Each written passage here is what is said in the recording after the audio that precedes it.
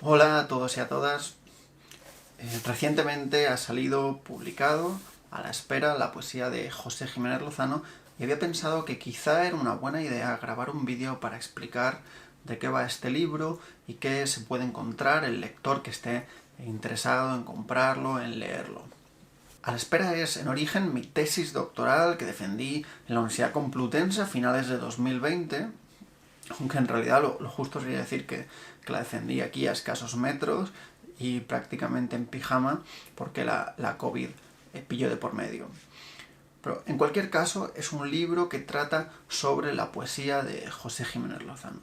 José Jiménez Lozano quizá no sea muy conocido como poeta, pero puede que algunos le conozcan como periodista, dado que fue el que sustituyó a Miguel Delibes como director del Norte de Castilla. O quizá como narrador o como diarista.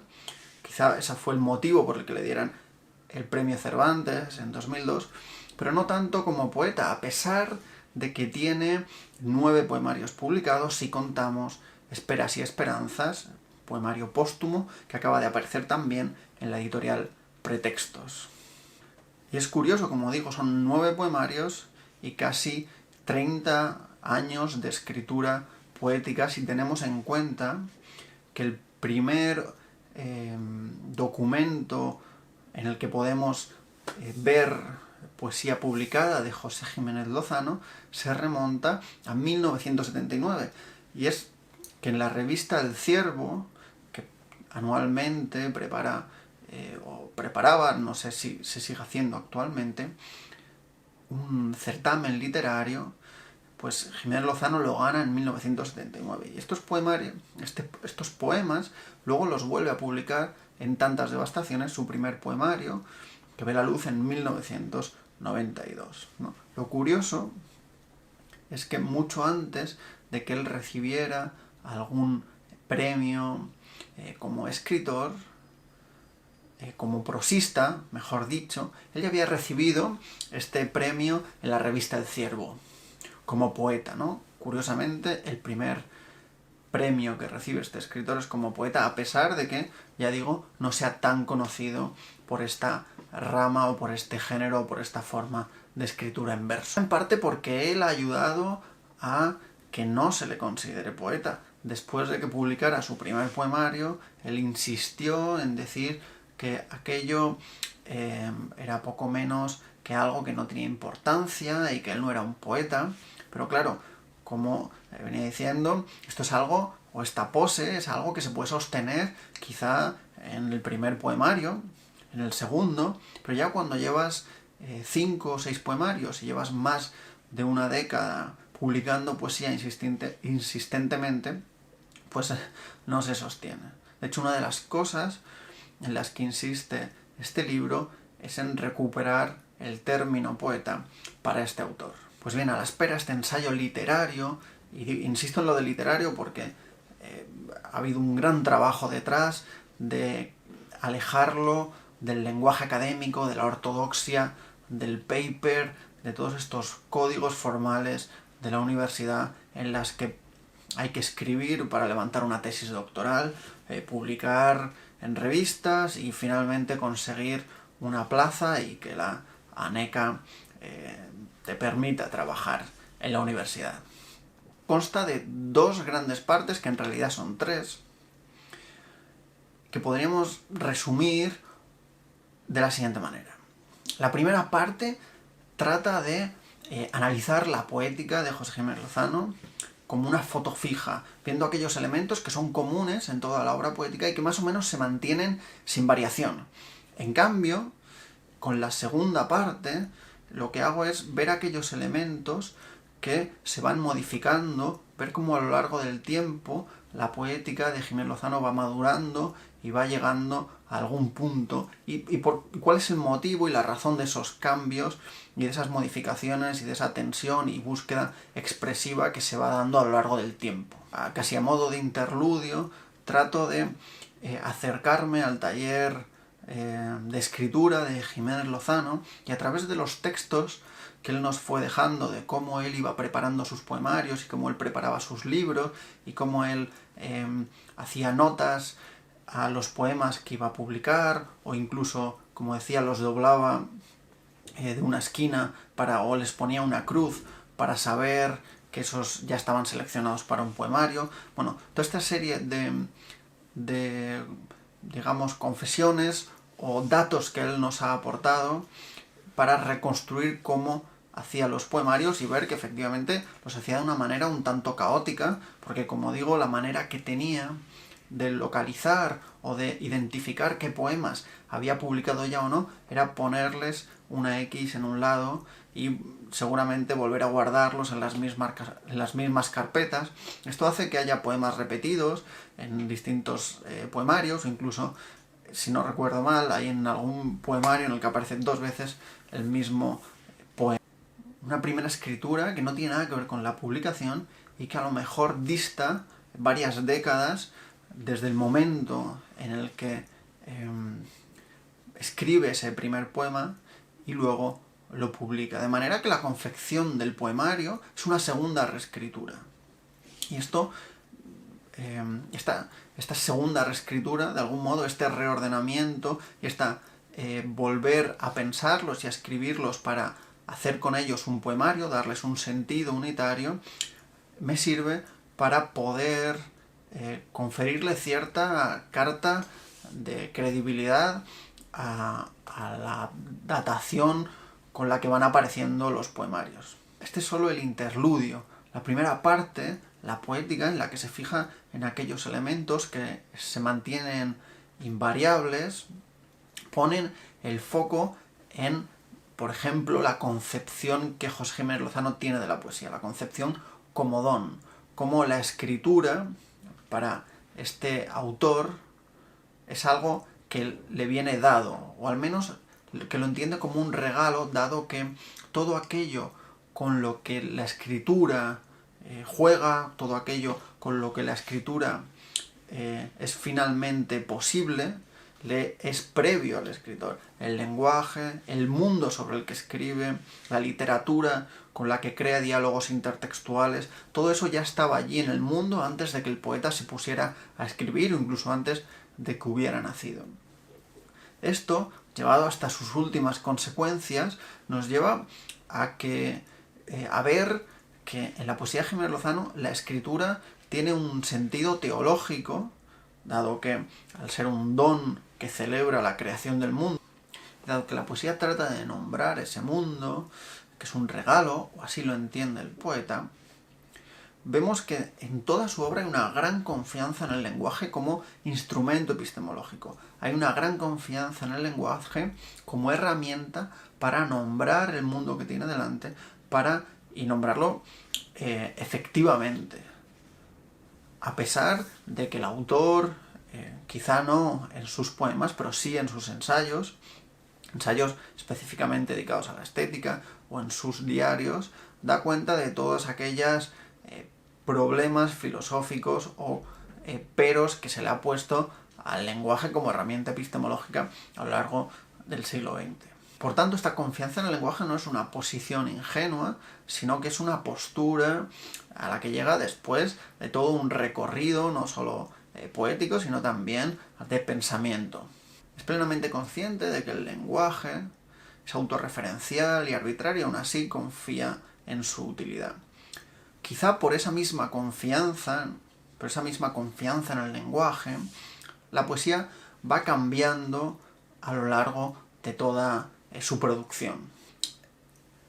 Seguramente porque va jugando con ella, la va poniendo a prueba y va viendo aquellos elementos que no son lo suficientemente efectivos, o aquellas estrategias poéticas y líricas que no terminan de funcionar para su propósito. De ahí que quizá el camino que comienza a emprender la poética de José Jiménez Lozano no muy tarde es la del aligeramiento, la de la búsqueda de una expresión minimalista que parte de un diálogo con la poesía mística y acaba, como veremos luego, emparentándose con las estéticas japonesas del haiku y la tanka.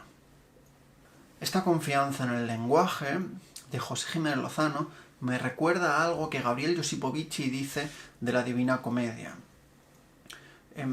este autor inglés habla de la relación que hay en el texto de Dante entre la confianza en el lenguaje, la confianza en la palabra y el caminar, ¿no? Y recuerda cómo Dante, nada más llegar al infierno, nada más en el primer canto se encuentra que quiere subir a una colina y se halla con 3 bestias que no le dejan pasar y ha de retroceder, y es cuando se encuentra a Virgilio y le pide ayuda, es decir, utiliza la palabra para pedir ayuda a Virgilio, al que reconoce como su maestro, y además lo reconoce como su maestro porque previamente le ha leído.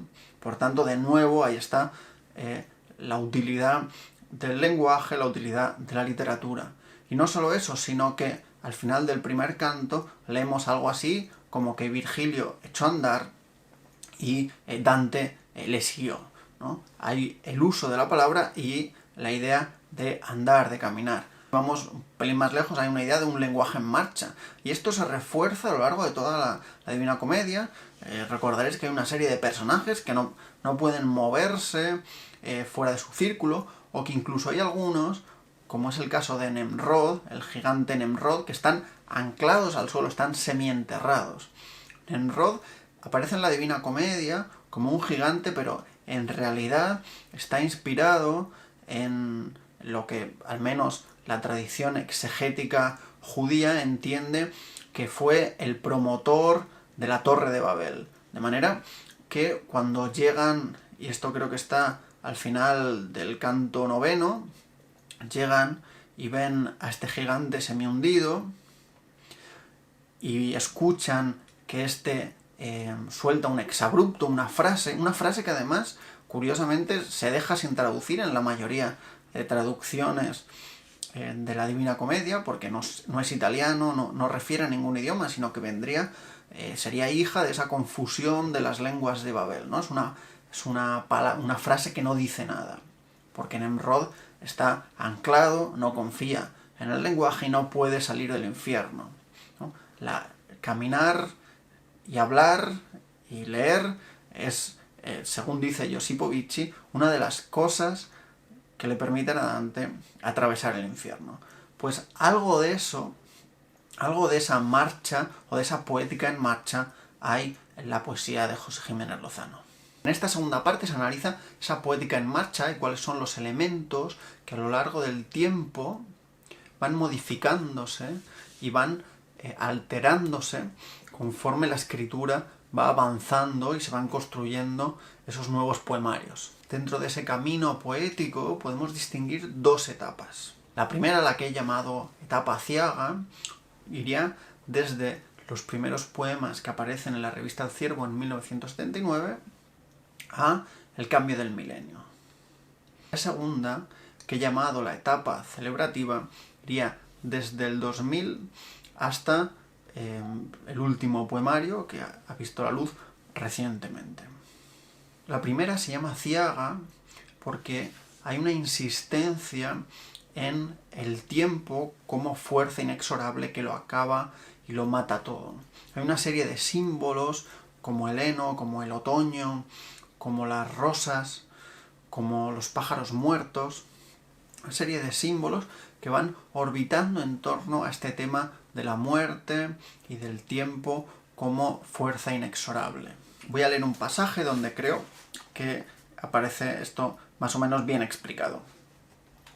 En una nota fechada en 1973, Jiménez Lozano cuenta cómo ha comprobado la muerte de uno de sus lilos en el jardín. No ve ningún brote nuevo y tras rasgar el tallo con la uña, descubre que bajo la corteza ya no corre la savia.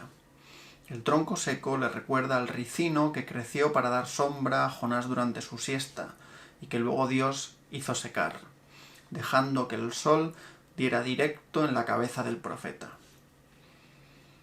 Recuerda también la tristeza con la que se despertó deseando la muerte y que Yahvé tuvo que recordarle que su vida era más importante que el ricino.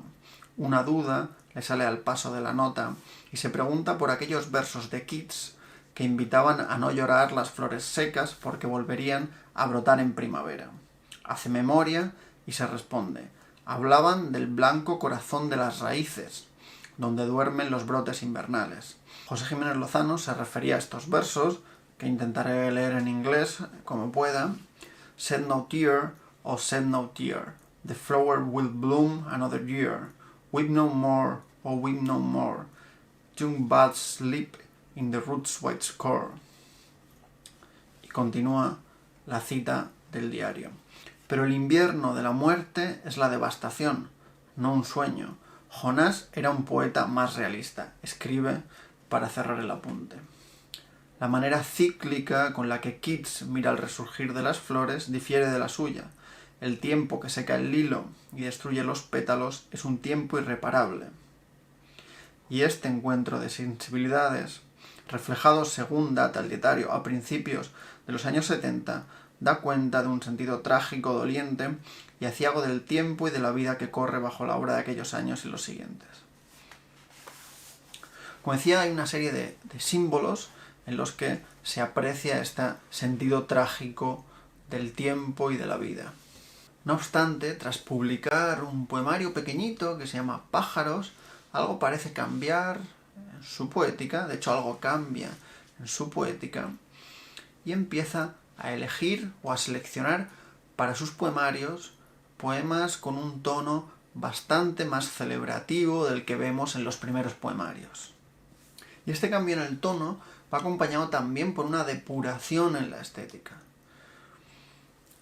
El barroquismo de los primeros poemarios va dejando paso a una estética mucho más depurada, mucho más aligerada de retoricismos y de estructuras complejas, así como comentaba, lo que empieza con un diálogo con la poesía mística, con San Juan, con Santa Teresa, se va convirtiendo o se va acercando, o mejor dicho, va atrayendo y va cogiendo de otras estéticas como la japonesa, del haiku, con su poesía basada en una estructura muy sencilla, muy corta, muy nominal, basada en el sustantivo, en la contemplación.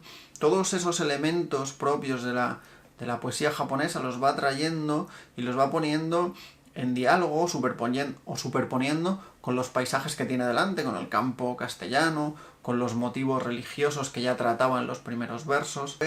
Y es muy interesante ver cómo se lo lleva a casa y cómo consigue, por ejemplo, el haiku suele normalmente tener una palabra estación o un kigo, que es un término que fija en la estación del año el poema, la imagen contemplada que se fija en el poema. Y Jiménez Lozano, ya digo,